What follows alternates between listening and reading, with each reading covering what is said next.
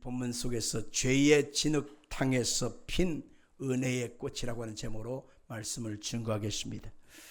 우리가 지난주까지 소돔과 고모라의 멸망과 그 속에서 롯의 가정과 그 식구들이 어떻게 했는지를 공부했습니다.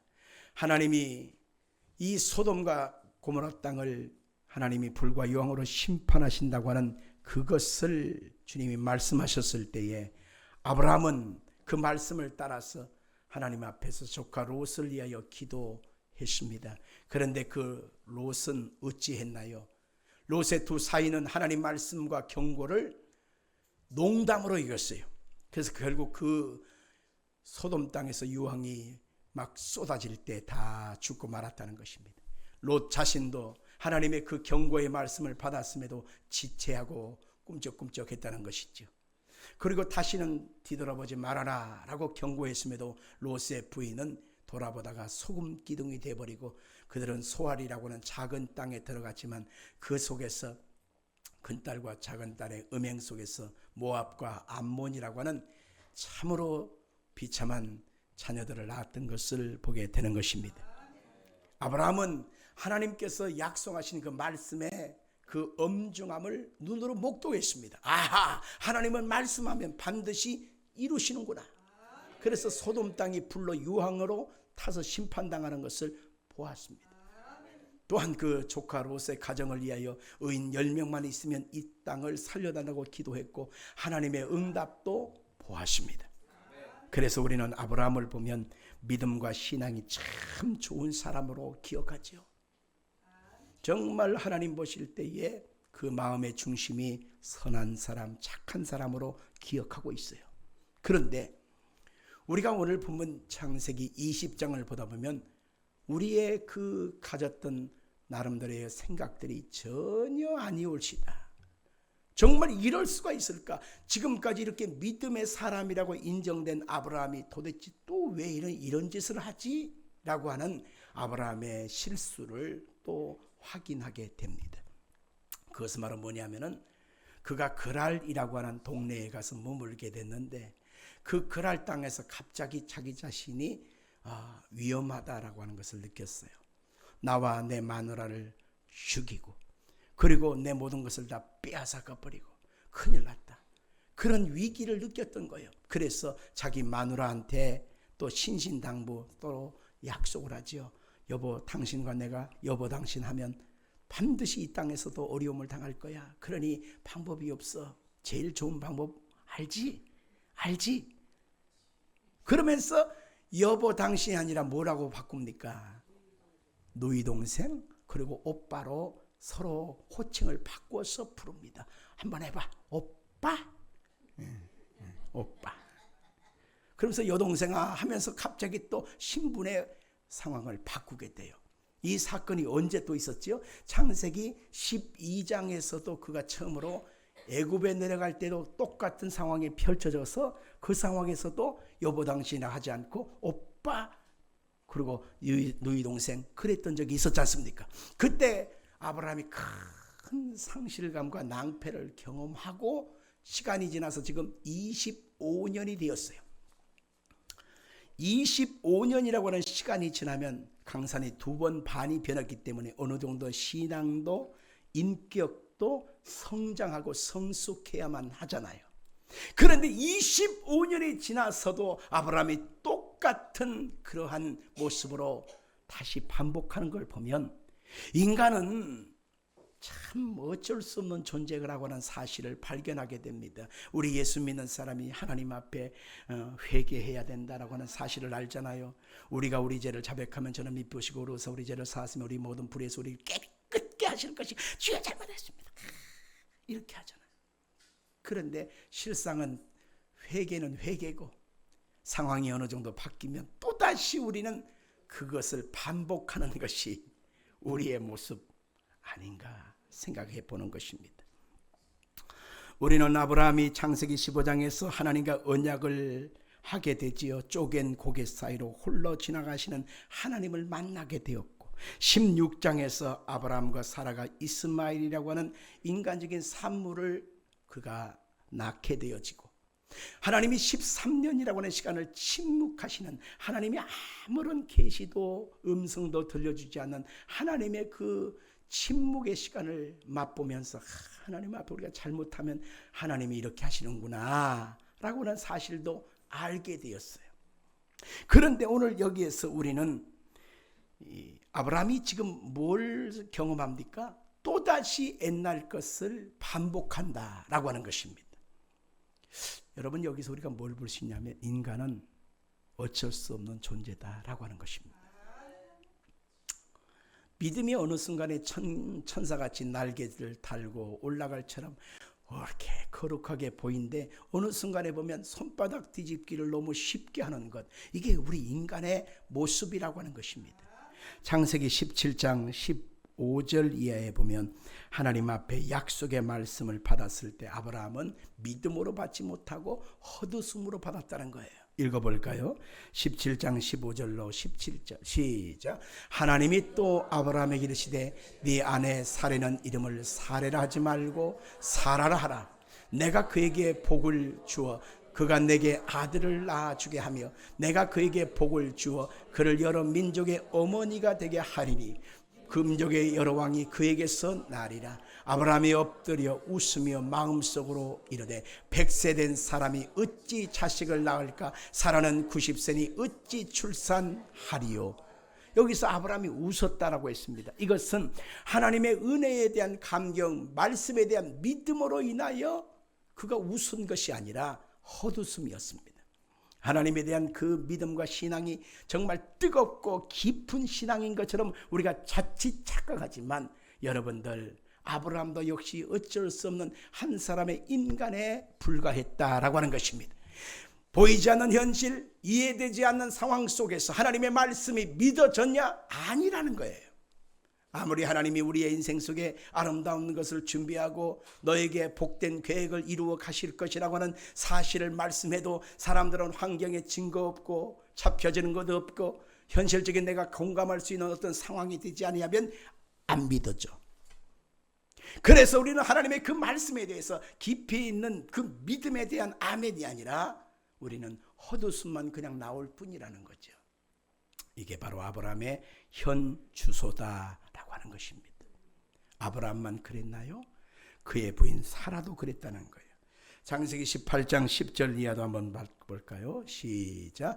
그가 이르되 내년 이맘때에 내가 반드시 내게로 돌아오리니 네 안에 사라에게 아들이 있으리라 하시니 사라가 그 뒤 장막문에서 들었더라. 아브라함과 사라는 나이가 많아 늙었고 사라에게는 여서의 생리가 끊어졌느니라. 사라가 속으로 웃고 이르되 내가 노쇠하였고 내 주인도 늙었으니 내게 무슨 즐거움이 있으리요? 여호와께서 아브라함에게 이르시되 사라가 왜 웃으며 이르기를 내가 늙었거늘 어떻게 아들을 낳으리요 하느냐? 여호와께서 능하지 못한 일이 있겠느냐? 기한이 이를 때에 내가 내게로 돌아오리니 사라에게 아들이 있으리라. 사라가 두려워하여 부인하 이르되 내가 웃지 아니하였나이다. 이르시되 아니라 네가 웃었느니라. 부창부수라고 하잖아요. 아브라함도 역시 불완전한 믿음이었고 사라도 역시 불완전한 믿음이었다는 것입니다. 온전한 신앙, 온전한 믿음이 아니었다라고 하는 것입니다.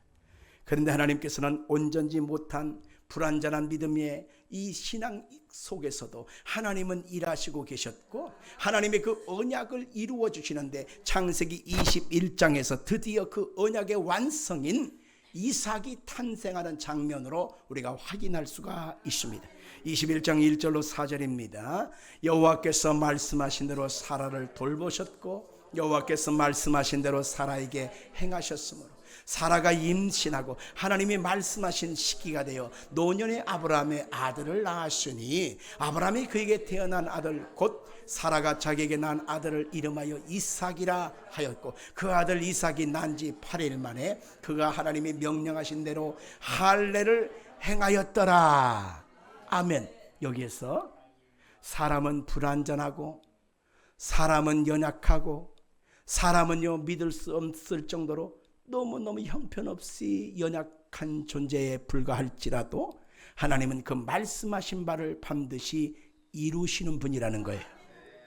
같이 볼까? 하나님은, 따라하세요. 하나님은 말씀하신 바를 반드시 이루신다. 자, 우리 한번 1절과 2절, 우리가 방금 봤던 말씀 1절과 2절을 다시 한번 보겠습니다. 18장 1절 2절, 21장 1절이지요. 시작. 여호와께서 말씀하신 대로 사라를 돌보셨고, 여호와께서 말씀하신 대로 사라에게 행하셨으므로 사라가 임신하고 하나님 말씀하신 시기가 되어 노년의 아브라함에게 아들을 낳았으니, 믿음으로 받기를 주 이름으로 축원합니다. 하나님은 한번 말씀하셨으면 반드시 이루시는 분입니다. 우리가 연약하고 부족한 것 알고 계셔요. 어쩔 수 없는 상황의 현실 속에서 자기 마누라를 누이동성이로 속이는 이 참 비참하고 처참한 이 자존심 상하는 일을 거듭할 수밖에 없는 아브라함의 연약함을 알고 계셔요. 그럼에도 불구하고 하나님은 그 연약한 아브라함의 그 연약함 속에서도 하나님의 약속의 때를 이루시고 약속의 꽃을 피우시고 약속의 열매를 맺어주시는 좋으신 하나님인 것을 믿으시기를 예수 이름으로 축원합니다. 그가 인간의 100세가 되었을 때에 자기 몸에서 남성의 기능이 다 끊어졌어요. 자기 아내 사라가 90세로서 여자로서의 모든 기능이, 그 생리의 기능이 끊어졌어요. 그럼에도 불구하고 하나님의 약속의 때가 고고히 흐르는 깊은 강물처럼, 바닷물처럼 하나님의 약속의 때는 반드시 하나님의 그 때를 이루시고 반드시 그 열매를 맺어주시는 놀라운 기적적인 역사가 있다라고 하는 것입니다. 그래서 우리는 죄의 진흙탕 속에서도 하나님의 은혜의 꽃이 피어난다고 하는 것을 잊지 말아야 하는 것입니다. 우리는 하나님의 역사하심 앞에 우리의 잘난 행위와 노력과 예슴과 수고를 잠깐 한두 가지를 내세워서 내가 이렇게 했잖아요, 내가 이만큼 했잖아요, 내가 이만큼 믿음이 있잖아요 라고 말할지라도 하나님 앞에서는 그 모든 것이 작고 미미한 보리떡 5개 물고기 2마리에 불과하다는 것입니다. 여러분들 가만히 보세요. 물고기 2마리, 보리떡 5개, 오병이어가 참 중요한 거지만 그것 때문에 수만 명이 먹고도 12광주리가 남았을까요? 아니오지다. 작고 부족한 그 하나가 한 사람의 도시락 정도밖에 되지 않지만 그것이 예수님 손에 얹어지고 예수님의 축복을 받아주니 그 축복하심의 역사를 통해서 이루어져 가는 것처럼 우리의 인생도 마찬가지입니다. 우리가 하나님 앞에 하면 얼마나 했다고 말할 수 있어요. 우리의 봉사의 경력을 하나님 앞에 한다고 하면 얼마나 내세울 수 있겠습니까? 우리가 하나님께 헌신을 하고 헌금을 했다면 솔직히 얼만큼이나 하나님 앞에 나의 의를 내세울 수 있겠습니까?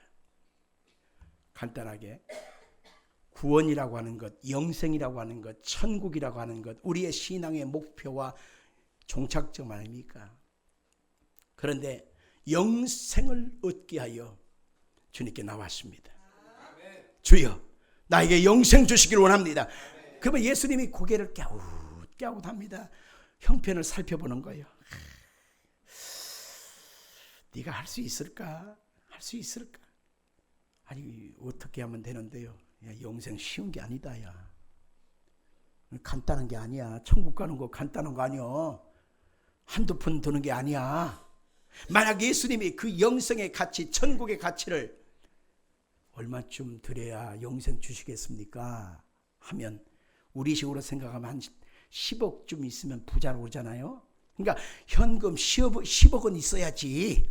10억은 갖고 와야 영생 줄 수 있지. 그 정도 안 돼. 그 밑으로는 안 돼. 근데 내가 너의 그 쫙 스캔해 보니까 글쎄 할 수 있을까? 그러면 여러분과 저는 그 10억이라고 하는 단어 앞에서 당당할 수 있는 사람이 있는가 하면 나는 접근이 안 되네 할 사람도 있지 않겠습니까? 만약 예수님께서 그것을 우리의 행위의 결과와 우리의 행위의 어떤 그 내용물로 우리를 판단하시고 그것을 통과시킬 것이냐 말 것인가를 결정한다면 우리는 거부 다 여기 서 있는 거의 다 자격이 없을 것입니다. 그렇습니다. 하나님께서 역사하시는 도저히 흐르는 강물 같은 하나님의 계획과 하나님의 선한 뜻 앞에 인간이 내세울 수 있는 것은 누더기와 먼지와 같은 티끌 같은 작고 미미한 것이라고는 사실을 알아야 합니다. 우리가 하나님 앞에 내세울 수 있는 오직 한 가지는 바로 그 아들 예수 그리스도의 십자가의 핏뿌림과 대속의 은혜라고 하는 것입니다. 우리는 할 수 없으니, 우리 방법으로는 불가능하니 하나님의 아들 예수께서 높고 높은 하늘나라에서 예수님이 이 땅에 내려오셨어요. 죄 없으신 그분이 죄 있는 인간의 몸을 입고 오셔서 인간의 죄를 다 뒤집어 쓰시고 십자가에서 몸을 찢고 피 흘렸어요. 내가 다 이루었다. 내가 곧 길이요 진리요 생명이니 나로 말미암지 않고는 아버지께 올 자가 없어. 이제는 너희들은 나를 통해서 하나님께 나아갈 수 있는 거야. 너희들은 나의 피의 언약을 붙들고 나가야만 하나님께 영생을 얻을 수 있어. 너희들은 나의 피 흘리신 약속 속에 들어와 있어야만 너희들의 인생 속에 하나님의 자비함과 은혜와 언약의 완성을 이룰 수가 있어. 그러니 너희들은 내게 와야 돼. 나를 믿어야 돼. 주님이 그것을 우리 가운데 끊임없이 말씀하시건만 우리는 예수 그리스도의 십자가의 피 흘리심과 그 은혜에 대해서는요, 알아요. 알긴 아는데요, 믿긴 믿는데요, 그거 말고 내가 얼만큼이라도 해드리면 안 될까요? 나의 알량한 오병이어를 갖고 주님 앞에 자꾸 이것 보태드리면 안 될까요? 라고 말하는 어리석음을 자꾸 범한다라고 하는 것입니다.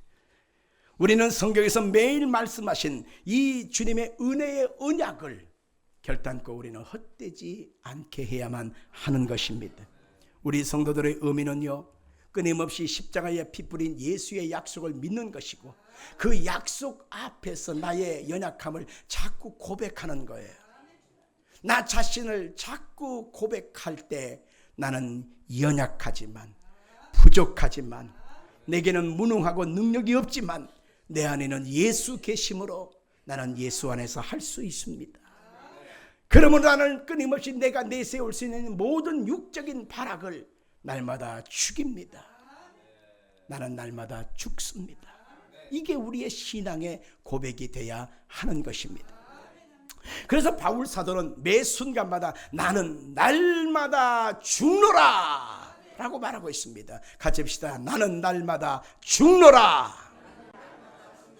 아멘. 골로새서 3장에 보니까 땅에 있는 지체를 죽이라. 땅에 있는 육적 소망과 육적 유혹의 속성을 죽이라는 거예요. 내가 주님 앞에서 나의 공로를 내세우고자 하는 나의 육적 갈망을 죽이라는 거예요.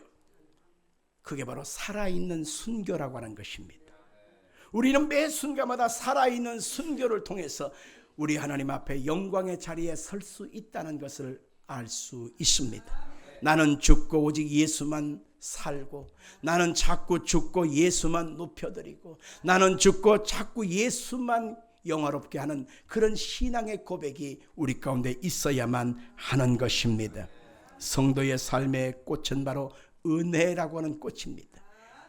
내가 죽고 예수만 높아지는 신앙의 고백을 통해서 예수의 은혜의 꽃이 피는 거예요.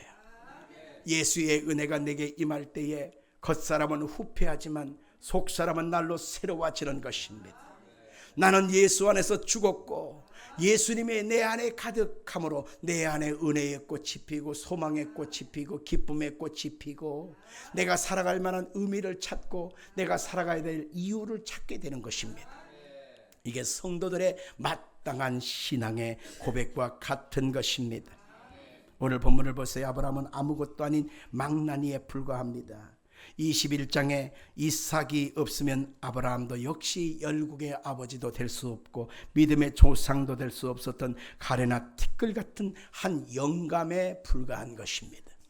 근데 약속의 아들 이삭이 하나님의 기적적인 약속의 결과로 태어남으로 말미암아 아브라함이 아브라함으로 세워질 수가 있었던 것입니다.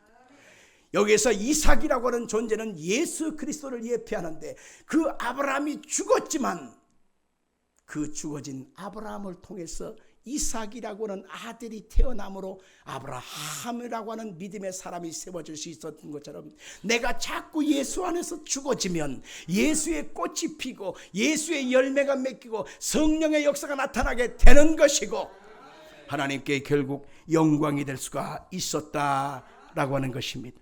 그래서 사도 바울은 우리 그리스도의 사람들이 우리가 아브라함처럼 때로는 신앙생활 가운데 연약해지고 무기력해지고 내 힘이 자꾸 바닥이 나고 나는 자꾸 죽어지는 모습을 발견할 때, 이것은 아브라함이 하나님께 나아갈 수 있는 통로가 되었다고 말하면서 우리 자신이 연약한 자, 부족한 자, 어리석은 자가 됐다고 해서 탄식할 것이 아니라 바로 그 속에서 예수님의 이름이 높아지는 기회가 된다고 성경은 말하고 있는 것입니다.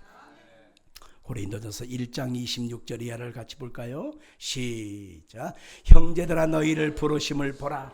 육체를 따라 지혜로운 자가 많지 아니하며 능한 자가 많지 아니하며 문벌 좋은 자가 많지 아니하도다. 그러나 하나님께서 세상에 미련한 것들을 택하사 지혜 있는 자들을 부끄럽게 하려 하시고 세상에 약한 것들을 택하사, 자꾸 넘어가지 말고, 자, 시작. 27절 다시. 그러나 하나님께서 세상에 미련한 것들을 택하사 지혜 있는 자들을 부끄럽게 하려 하시고 세상에,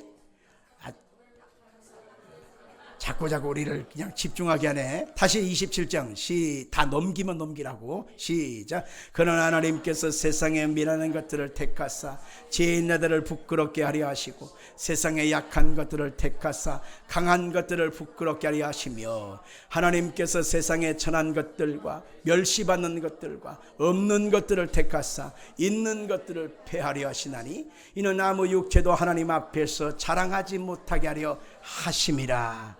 아멘.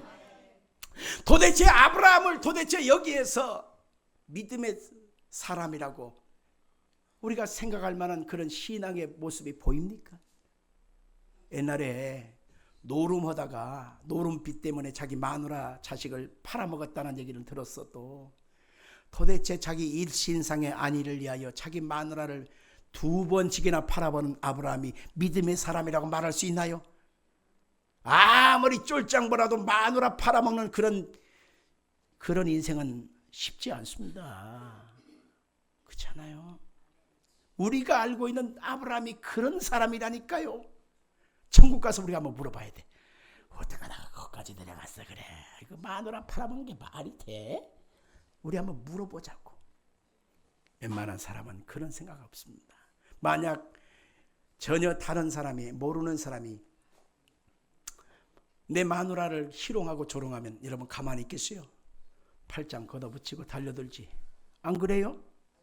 그게 정상적인 사람이잖아요. 근데 도대체 자기 일신상의 자기의 안위를 위하여 마누라를 팔아먹는 이 모습을 보면, 도대체 이 사람이 어떻게 아브라함이야? 어떻게 이 사람이 믿음의 조상이야? 이럴 정도로 우리는 모습이 참 몰골이 형편없습니다. 그런데 이것이 곧 성도들의 모습이기도 하는 것입니다. 교회에서 예배드릴 때는 천사와 같아서 믿음과 신앙이 다 좋아 보여요. 찬송할 때는 천사처럼 보입니다. 그런데 생활의 현장, 삶의 현장에 가면 나도 모르는 사이에 내 신앙은 바닥나버리고 내 믿음은 그냥 완전히 그냥 시궁창에 쳐놓고 믿음의 사람인지 예수의 사람인지 알 수가 없을 정도로 나 자신이 비참해질 때가 참 많습니다. 이게 바로 진흙탕 속에 살아가는 우리의 모습과 우리의 현실이기도 하는 것입니다. 그러나 그 속에서도 하나님은 택한 백성들이기에 버리지 아니하고 함께 하시고 은혜의 꽃이 다시 피어나도록 하나님이 다시 한번 크고 강한 능력의 손이 함께해 주신다는 것입니다. 하나님이 아비멜렉에게 찾아왔어요. 그러고 나서 이놈아! 너 지금 뭐 하는 거야? 왜요?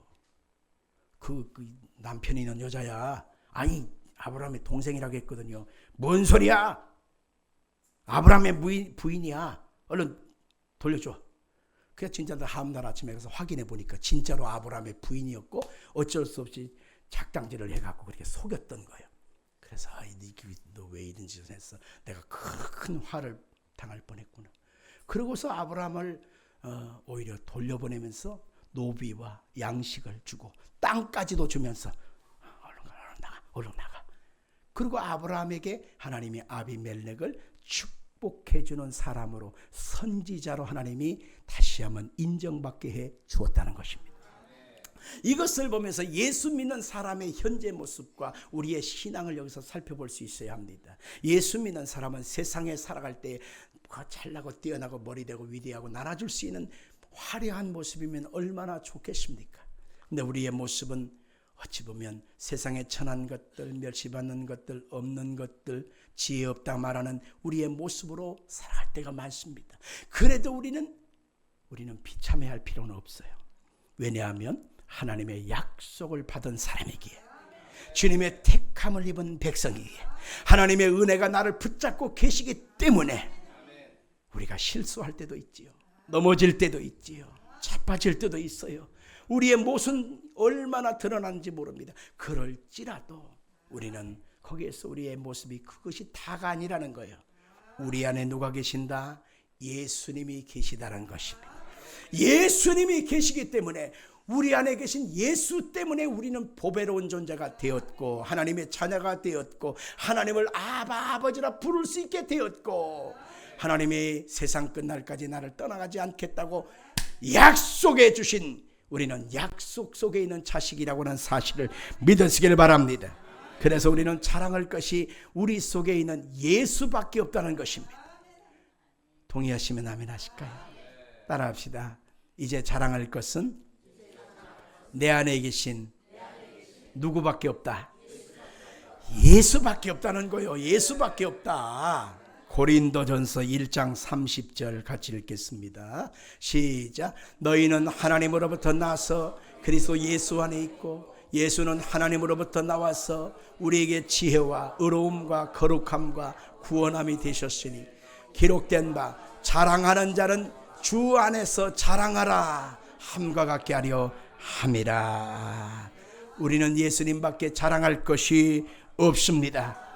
그래서 아브라함의 모습을 보면서, 실수를 보면서, 연약함을 보면서 우리는 하나님의 약속이 머무른 사람의 그 은총을 볼 수 있어야 합니다. 나는 자랑할 것이 예수밖에 없습니다. 그래서 예수님께서만 영광 받으시기를 원합니다. 이런 믿음의 고백이 여러분 가운데 있다면 하나님이 여러분을 떠나지 아니하고 여러분의 인생에 아름다운 열매를 맺게 될 것입니다.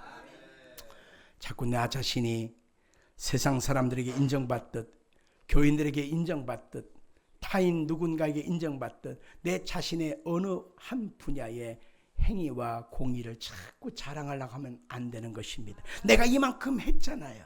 나 이만큼 했어요. 할 만큼 했잖아요. 라고 말하면 아직 어린 아이의 수준에 있다는 것입니다. 저희 손녀가 6살인데 유치원에서 그림을 그립니다. 그러면 그 그림이 여러분들 어떤 그림이든 딱 그림이 나오죠. 거기서 머리통은 이만큼 하고 몸통은 오징어같이 생겼고 다리는 세 다리처럼 생겼고 발가락 세 개, 사람 발가락이 3개요? 5개지. 3개 딱 그려놓고 팔도 딱 이렇게 그 허수아비 그려놓듯이 그려놨어요. 거기서 엄마 써놓고 아빠 써놓고 지 본인하고 지 동생하고 네 식구 우리 가족이라는 거야. 그러면서 지가 그렸다는 거지. 그러면서 칭찬받기를 원합니다. 나 잘했죠. 나 잘했죠. 그러면 우리는 뭐라고 얘기해 줘야 돼? 그게 그림이냐 이냐나. 그러면 이게 곤란해져. 그거는 그렇게 하는 거 아니에요. 너 이거 사람이냐? 이렇게 말하면 안 되는 거예요. 할아버지가 돼 보니까 그때 어떻게 해야 될 줄 알겠더라고. 아우 잘했네. 오 누구야? 아이고 잘했다. 멋지다. 뻥쟁이가 되더만 어쩔 수 없이 거짓말쟁이가 돼요. 하나님이 그래요. 하나님이 우리가 한 행동과 우리의 봉사와 우리의 내세울 수 있는 모든 행위의 결과가 진짜 잘했어도 잘한 거지만 솔직히 별 볼 일 없어. 그래 안 그래? 별 볼 일 없는 우리의 연약함을 갖고 자꾸 우리의 의의를 내세우면 하나님 앞에 내가 이랬으니 내가 구원받을 자격이 있잖아요. 내가 이만큼 했으니 내가 천국 갈 당연한 내가 자격 있지 않아요? 이렇게 말하면 웃기고 있네 정말. 어떻게 취업받을까 말까 이거 어떻게 하나 이게. 그래도 하나님은 알고 계시기에 그래 잘했다. 그래 잘했다. 그래 수고했다. 애썼다. 이게 하나님 마음인 것입니다. 자, 우리 한번 성경을 볼까요? 누가복음 16장 15절 같이 읽겠습니다. 자, 시작. 예수께서 이르시되 너희는 사람 앞에서 스스로 옳다 하는 자들이나 너희 마음을 하나님께서 아시나니 사람 중에 높임을 받는 그것은 하나님 앞에 미움을 받는 것이니라. 아멘. 한자말 중에 죽을 사자를 가만히 뜯어보니까 아주 깊은 뜻이 있어요. 죽을 사자, 여러분 저렇게 씁니다.